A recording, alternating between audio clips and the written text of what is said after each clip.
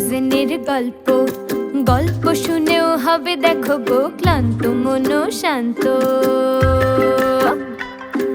শোনো ফ্রোজেনের গল্প, সাসপেন্স থেকে থ্রিলার, অ্যাকশন থেকে horror. Suspense, thriller, action, horror. আর ভালোবাসা থেকে হিউমার হয়ে আছে সবই অল্প স্বল্প। শোনো ফ্রোজেনের গল্প। ফ্রোজেন অডিবল, খেয়াল রাখে তোমার মনের। জাত ধর্মের বেড়াজালে আটকে পড়া ব্রাহ্মণের মনের অন্ধকার কিভাবে সাম্প্রদায়িক সম্প্রীতির উৎসবে মুখরিত হয়ে উঠেছে তারই ছবি রয়েছে কথাসাহিত্যিক বিভূতিভূষণ বন্দ্যোপাধ্যায়ের গল্প জলসত্রে। বৃদ্ধ মাধব শিরোমণি মশাই সাত্ত্বিক ব্রাহ্মণ। ত্রিসন্ধ্যা আহ্নিক, পূজাপাঠ, সকালের পুজো থেকে সন্ধ্যের শেতল সবই করেন নিষ্ঠার সাথে। সাতগাঁয়ে বিভিন্ন ঘর তাঁর শিষ্য। তা একদিন তার শিষ্যবাড়ি যাওয়ার দরকার হয়ে পড়ল। তা তিনি বেরিয়ে পড়লেন। খানিক যাওয়ার পরই পথে পড়ে নবাবগঞ্জের বাজার। সেখানে অনেক চেনা মুখ, ভক্তদের সাথে দেখা হয়ে গেল। একজন জিজ্ঞেস করলে তাকে দেখে, ও ঠাকুর মশাই, জ্যৈষ্ঠের গরমে কোথায় চললেন? শিষ্য বাড়ি যাব গো, সেই রতনপুর। একটা হাত তুলে দূরের দিকে নির্দেশ করে শিরোমণি মশাই বললেন। আর একজন বললে, রতনপুর সে তো প্রায় কোষ চারেকের পথ। ঠাকুর, আপনার পৌঁছতে তো ঢের দেরি হয়ে যাবে, তারও সকাল সকাল রওনা দিলেন না কেন? সামান্য হেসে শিরোমণি মশাই বললেন, ওই নিত্য পুজো সেরে বেরোতে একটু দেরি হয়ে গেল তো। আর একজন বললে, খাওয়া দাওয়া করে বেরিয়েছেন তো ঠাকুর? শিরোমণি মশাই ঘাড় নাড়লেন ইতিবাচক ভঙ্গিতে। সাথে সাথে পাশ থেকে আর একজন বলে উঠলে, সঙ্গে জলের একটু ব্যবস্থা রেখেছেন তো? না, ও ঠিক চলে যাব, জলের দরকার হবে না। সে কি, ও মাঠে তো কোথাও জল পাওয়া যায় না ঠাকুর। এই গরমে তেষ্টা পেলে কি করবেন? প্রথমজন বললেন, ও মাঠে জল না পেয়ে অনেক লোক মারা গেছে, এমন কথাও কিন্তু শোনা যায়। একটু চিন্তা করলেন, তবে বেশি না ভেবে শিরোমণি মশাই আর কথা না বাড়িয়ে এগিয়ে গেলেন। হাঁটতে হাঁটতে বেশ কিছুটা পথ পার করেছেন। বেলা তখন একটার কম নয়। সূর্য মাথার উপর থেকে একটু হেলে গিয়েছে। জ্যৈষ্ঠ মাসের খর রৌদ্রে বালি গরম, বাতাস একেবারে আগুন। মাঠের চারিধারে কোনো দিকে কোনো সবুজ গাছপালার চিহ্ন চোখে পড়ে না। এক আধটা বাবলা গাছ যা আছে তাও পত্রহীন, আর মাঠের ঘাসগুলো রোদে পুড়ে গেছে। শিরোমণি মশাইয়ের কাপড় চোপড় গরম হাওয়ায় একেবারে আগুন হয়ে উঠল, আর গায়ে রাখা যায় না। এক একটা আগুনের ঝলকের মতো দমকা হাওয়ায় গরম বালি উড়ে এসে তার চোখে মুখে তীক্ষ্ণ হয়ে বিঁধছিল। যে দিকে চোখ যায় সেদিকেই কেবল চকচকে খর বালির সমুদ্র। গরম বাতাসে শরীরের সব জল যেন শুকিয়ে গেল, জিভ জড়িয়ে আসতে লাগলো। শিরোমণি মশাই ভয়ঙ্কর তৃষ্ণার্ত হয়ে পড়লেন। তৃষ্ণা এত বেশি হলো যে সামনে ডোবার পচা পাতা কালো জল পেলেও তা তিনি আগ্রহের সঙ্গে পান করেন। তার মনে পড়ল নবাবগঞ্জে একজন বলেছিল, কিন্তু ঠাকুর, 4.5 ক্রোশ পথ, এই যে প্রকাণ্ড মাঠটা পেরোবেন, তাতে কিন্তু কোথাও জল পাওয়া যায় না। শুনলেন না তিনি। এ কষ্ট তো তাকে ভোগ করতেই হবে। তিনি ক্রমে ঘেমে উঠতে লাগলেন। তার নিঃশ্বাসে যেন আগুনের ঝলক বেরোতে লাগলো। জিভ জোর করে চষলেও তা থেকে আর রস পাওয়া যায় না। ধুলোর মতো শুকনো। চারিদিকে ধু ধু মাঠ, খর রৌদ্রে যেন নাচছে। চকচকে বালি রাশি রোদ ফিরিয়ে দিচ্ছে। অসহ্য পিপাসায় তিনি চোখে ধোঁয়া ধোঁয়া দেখতে লাগলেন। মনে হতে লাগলো একটু ঘন সবুজের মতো যদি কোনো পাতাও পাই তাহলে চুষি।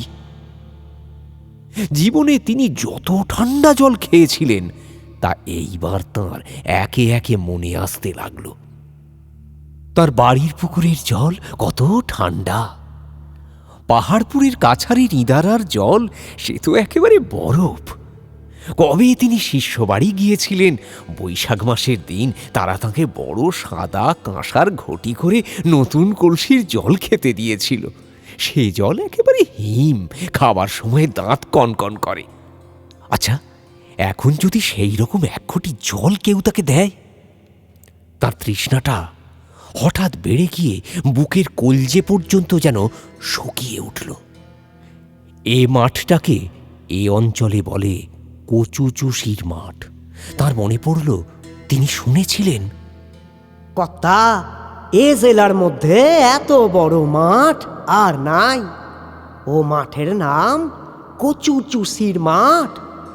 আগে আগে অনেকে বৈশাখ জ্যৈষ্ঠী মাসের দুপুরে মাঠ পার হতে গিয়ে সত্যি সত্যিই প্রাণ হারিয়েছে। গরম বালির উপর তাদের নির্জীব দেহ পড়ে থাকতে দেখা গিয়েছে। শিরোমণি মশাই চিন্তা করলেন, সত্যিই তো, এখনো তো 2 ক্রোশ দূরে গ্রাম। যদি তিনিও। শুধু মনের জোরে তিনি পথ চলতে লাগলেন। এই পথ হাঁটার শেষে কোথায় যেন এক ঘটি ঠান্ডা কনকনে হিম জল তার জন্য কেউ রেখে দিয়েছেন। পথ হাঁটার বাজি জিতলে সেই জল ঘটিটাই যেন তার পুরস্কার। এইভাবেই তিনি কলের পুতুলের মতো চলছিলেন। 8 ক্রোশটাক পথ দূরে একটা বড় বট গাছ। গাছটার তলায় কোনো পুকুর হয়তো থাকতে পারে, না থাকে তো ছায়াও তো আছে। বটতলায় পৌঁছে দেখলেন একটা জল সত্র। 4-5টা নূতন জ্বালায় জল, এক পাশে এক রাশি কচি ডাব, এক ধামা ভিজে ছোলা, একটা বড় জায়গায় অনেকটা নতুন আখের গুড়, একটা ছোট ধামায় 8 ধামা বাতাসা, বাঁশের চেরা একটা খোল কাতার দড়ি দিয়ে আর একটা বাঁশের খুঁটির গায়ে বাঁধা। একজন জালা থেকে জল উঠিয়ে চেরা বাঁশের খোলে ঢেলে দিচ্ছে, আর লোকে বাঁশের খোলের এ মুখে অঞ্জলি পেতে জল পান করছে। গাছতলায় যারা বসেছিল ব্রাহ্মণ দেখে শিরোমণি মহাশয়কে তারা খুব খাতির করলে। একজন জিজ্ঞাসা করলে, ঠাকুরমশাই, আপনার আগমন হচ্ছে কোথা থেকে? আর একজন বললে, ও সব কথা থাক এখন। বাবা ঠাকুর, আসুন, আগে আগে ঠান্ডা হন, তারপর সব। শিরোমণি মশাই যেখানে বসলেন সেখানে প্রকাণ্ড বটগাছটা প্রায় 2-3 বিঘা জমি জুড়ে আছে। হাতির শুঁড়ের মতো লম্বা লম্বা ঝুড়ি চারিদিকে নেমেছে। একজন তাকে তামাক সেজে দিয়ে একটা বট পাতা ভেঙে নিয়ে এলো নল করার জন্যে। কি ঝিরঝিরে হাওয়া! এই অসহ্য পিপাসা ও গরমের পর এমন ঠান্ডা ঝিরঝিরে বাতাস ও তৈরি তামাকে তার তৃষ্ণাও যেন অনেকটা কমে গেল। তামাক খাওয়া শেষ হলো। তৃতীয়জন বললে, আসুন আসুন ঠাকুর মশাই, হাত পা ধুয়ে ঠান্ডা হন। ভালো সন্দেশ আছে ব্রাহ্মণদের জন্য আনা, সেবা করে একটু জল খান। বেলা পড়ুক, এই রোদে গরমে এখন আর যাবেন না।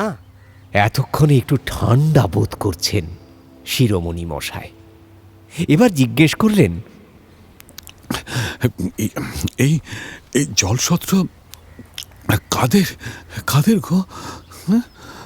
আগে ওই আমডোবের বিশ্বাসদের, শ্রীমন্ত বিশ্বাস আর নিতাই বিশ্বাস, নাম শুনেছেন? বিশ্বাস মানে সদ্গোপ? আগে না ঠাকুর, কলু। শিরোমণি মশাইয়ের মনে হলো, সর্বনাশ! কিন্তু কলুর দেওয়া জলসত্রে আমি কি করে জল খাবো? আমি, আমার বংশ চিরদিন অশূদ্রে প্রতিগ্রাহী। সেই আমি কিনা আজকে ভাগ্যিস ভাগ্যিস কথাটা জিজ্ঞাসা করেছিলাম, নইলে নইলে এখনই তো। নতুন মাটির জ্বালা ভর্তি জল ও কচি ডাবের রাশি দেখে পিপাসার্ত শিরোমণি মশাই যে আনন্দ অনুভব করেছিলেন তা তাঁর এক মুহূর্তে কর্পূরের মতো উবে গেল। শিরোমণি মশাই জিজ্ঞাসা করলেন, আচ্ছা আচ্ছা, এই জলসত্র কতদিনের দেওয়া? তা আজ থেকে প্রায় 15-16 বছর আগে হবে। শ্রীমন্ত বিশ্বাসের বাপ তারাচাঁদ বিশ্বাস এই জলছত্র বসিয়ে যায়। সে কি হয়েছিল কি আপনারে বলি শুনুন। আমডোবের তারাচাঁদ বিশ্বাস যখন এইটুকু ছোট্ট, ওই 14-15 বছর বয়স হবে, তখন তার বাপ মা দুজনেই মারা যায়।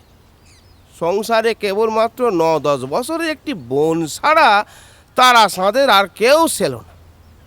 ভাই বোনে মাথায় করে কলা, বেগুন, কুমড়ো এইসব হাটে বিক্রি করত, এতেই তাদের সংসার চলত।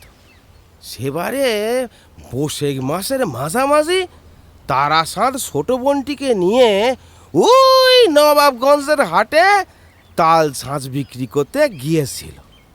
ফেরার সময় তারাচাঁদ মাঠে আর কিছু ঠেক পায় না। নবাবগঞ্জ থেকে রতনপুর পর্যন্ত এই যে মাঠটা, এই 4.5 কোষের বেশি বই তো কম নয়। কোথাও একটা গাছ পর্যন্ত নেই। বৈশাখ মাসের দুপুর রোদে মাঠ বেয়ে আসতে তারাচাঁদের ছোট বোনটা অবসন্ন হয়ে পড়ল। দাদা, আমার বড় জল চেষ্টা পেয়েছে, আমি জল খাবো। তারাচাঁদ তাকে বোঝালে, তাকে বললে, একটু এগিয়ে চল, রতনপুর কৈবর্তপাড়ায় জল খাওয়াবো। একটু আগিয়ে মানে 2 ক্রোশের কম নয়। আর খানিকটা এসে মেয়েটা তেষ্টায় রোদে অবসন্ন হয়ে পড়ল। বারবার বলতে লাগলো, দাদা, আমার খুব জল তেষ্টা পেয়েছে, তোর দুটি পায়ে পড়ি, আমার একটু জল দিই না। তারাচাঁদ তাকে কোলে তুলে নিয়ে এই বটগাছটার তলায় এসে ফেললে। ছোট মেয়েটা তখন আর কথা বলতে পারছে না। তারাচাঁদ তার অবস্থা দেখে তাকে নামিয়ে রেখে ছুটে জলের সন্ধানে গেল। এখান থেকে 1/2 ক্রোশ তফাতে রতনপুরের কৈবর্ত পাড়া থেকে 1 ঘটি জল চেয়ে এনে দেখে তার ছোট বোনটা গাছতলায় মরে পড়ে আছে। তখন তার মুখে একটা কচুর ডগা। এই বটগাছটা তখন ছোট ছিল, ওরই তলায় অনেক কচু বন ছিল। তেষ্টায় যন্ত্রণায় মেয়েটা সেই কচুর ডগা মুখে করে তার রস চুষেছিল। সেই থেকে এই মাঠটার নাম হলো কচু চুষির মাঠ। তারাচাঁদ বিশ্বাস ব্যবসা করে বড় লোক হয়েছিল। শোনা যায় তার বোন তাকে স্বপ্নে বলতো, দাদা, ওই মাঠের মধ্যে সকলের জল খাবার জন্য তুই একটা জলছত্র করে দে।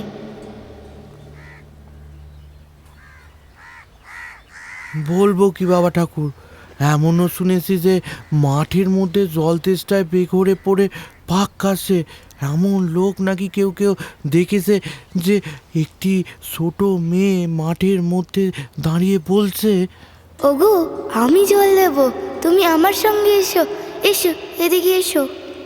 লোকটা তার কাহিনী শেষ করে বললে, সত্যি মিথ্যে জানি না ঠাকুর মশাই, লোকে বলে তাই শুনি।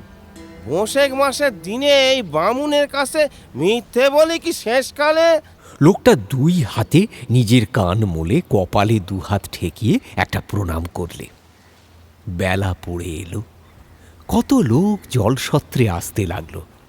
একজন চাষা পাশের মাঠ থেকে লাঙল ছেড়ে বটতলায় উঠল। ঘেমে সে নেয়ে উঠেছে। একটু বিশ্রাম করে সে তৃপ্তির সঙ্গে ছোলা, গুড় আর জল খেয়ে বসে গল্প করতে লাগলো। এক বুড়ি অন্য গ্রাম থেকে ভিক্ষা করে ফিরছিল।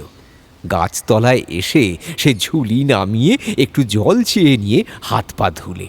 একজন বললে, আব্দুলের মা একটা ডাব খাবা? আব্দুলের মা এক গাল হেসে বললে, তা দাও দেখি মরে, আজ একখান খাই, মরবো যখন খেয়েই মরি। একজন লোক পরনে টাটকা কোরা কাপড়ের ওপর নতুন পাট ভাঙা ধপধপে সাদা টুইলের শার্ট, হাঁটু পর্যন্ত কাপড় তোলা পায়ে এক পা ধুলো, বটতলায় এসে হতাশভাবে ধপ করে বসে পড়ল। কেউ একজন জিজ্ঞাসা করলে, আরে সমীর উদ্দিন মিয়া যে আজ সানের দিন ছিল না? সমীর উদ্দিন সম্পূর্ণ ভদ্রতা সঙ্গত নয় এরকম একটি বাক্য উচ্চারণ করে ভূমিকা ফেঁদে তার মোকদ্দমার একটা সংক্ষিপ্ত ইতিহাস বর্ণনা করে গেল। আর বলো না ভায়া, বেজম্মার বাচ্চা উকিল, শালা হার হারামি, খালি পয়সা খেসবার ধান্দা। আমার হয়ে লড়ছেন আমার দুশ্মনের হয়ে, বোঝা মুশকিল শালা। তার উকিলের সম্বন্ধে এমন কতকগুলো মন্তব্য প্রকাশ করলে যে তিনি সেখানে উপস্থিত থাকলে সমীর উদ্দির বিরুদ্ধে আর একটা কেস হতো। তারপর সে পোয়াটাক আখের গুড়ের সাহায্যে আতসের আন্দাজ ভিজে ছোলা উদর সাত করে এক ছিলিম তামাক খেয়ে বিদায় নিলে। ক্রমে রোদ পড়ে গেল। বৈকালের বাতাসে কাছেরই একটা ঝোপ থেকে ডাঁসা খেজুরের গন্ধ ভেসে আসছিল। হলুদ রঙের সোঁদালি ফুলের ঝাড় মাঠের পেছনটা আলো করেছিল। একটা পাখি আকাশ বেয়ে ডানা মেলে চলেছিল, বউ কথা ক, বউ কথা ক। শিরোমণি মশাইয়ের বসে বসে মনে হলো, সেই 20 বছর আগে আমার 8 বছরের পাগলি মেয়ে উমার মতোই ছোট্ট একটি মেয়ে এই বটতলায় অসহ্য পিপাসায় জল অভাবে বুনো কচুর ডাঁটার রস চুষে খেয়েছিল।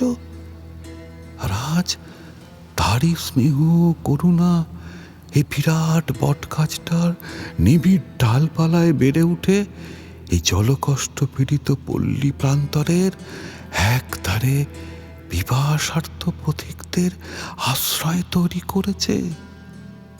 এরই তলায় আজ 20 বছর ধরে সে মঙ্গল রূপিণী জগদ্ধাত্রীর মতো 10 হাত বাড়িয়ে প্রতিনিধাগ মধ্যাহ্নে কত পিপাসাতুর পল্লী পথিককে জল যোগাচ্ছে। চারিধারে যখন সন্ধ্যা নামে, তপ্ত মাঠ পথ যখন ছায়া শীতল হয়ে আসে, তখনই কেবল সমস্ত দিনের পরিশ্রমের পর সে মেয়েটি অস্পষ্ট জ্যোৎস্নায় শুভ্র আঁচল উড়িয়ে কোন অজ্ঞাত ঊর্ধ্ব লোকে তার নিজের স্থানটিতে ফিরে চলে যায়। তার পৃথিবীর বালিকা জীবনের ইতিহাস সে ভোলেনি। যে লোকটা জল দিচ্ছিল তার নাম চিনিবাস, জাতি সৎগোপ। শিরোমণি মশাই তাকে বললেন, ওহে বাপু, তোমার এই ঘটিটা বেশ করে মেজে এক ঘটি জল দাও তো আমায়। আর ওই ব্রাহ্মণের জন্য আনা সন্দেশ আছে বললে না?